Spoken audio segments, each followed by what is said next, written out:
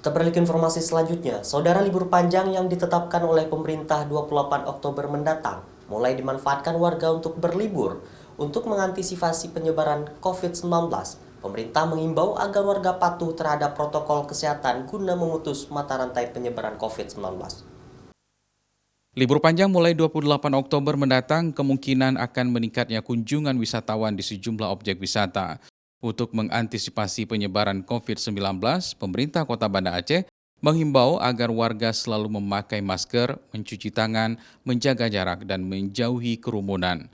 Pemerintah kota juga menyiapkan sanksi bagi warga yang abai terhadap protokol kesehatan sesuai dengan Perwal nomor 51 tahun 2020 tentang penerapan disiplin dan penegakan hukum protokol kesehatan, yaitu sanksi sosial, sanksi administrasi, dan sanksi adat.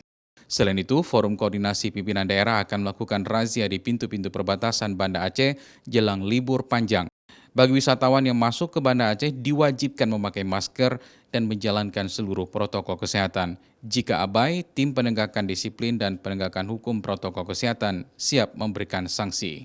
Saya sudah instruksikan bersama Forkopimda untuk di setiap perbatasan agar dilakukan razia-razia secara konsisten sehingga siapapun yang masuk ke Kota Banda Aceh dia sudah terbiasa menjalankan protokol kesehatan. Dan juga saya minta juga kepada restoran, warung-warung ataupun tempat-tempat usaha lainnya mal, jalankan protokol kesehatan ini akan kita pantau, dan apabila terjadi pelanggaran maka Perwal itu ada konsekuensinya, akan dikenakan sanksi, yaitu sanksi sosial, sanksi adat, dan sanksi administrasi. Dan kita tidak pilih bulu, semuanya akan kita kenakan sanksi apabila terjadi pelanggaran.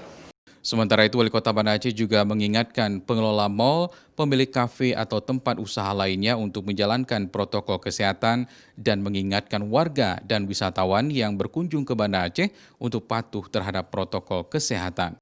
Dan pemerintah akan mengawasi tempat usaha dan bila ada pelanggaran akan dikenakan sanksi seperti yang diatur dalam Perwal nomor 51 tahun 2020. Mustajab, Kompas TV, Banda Aceh.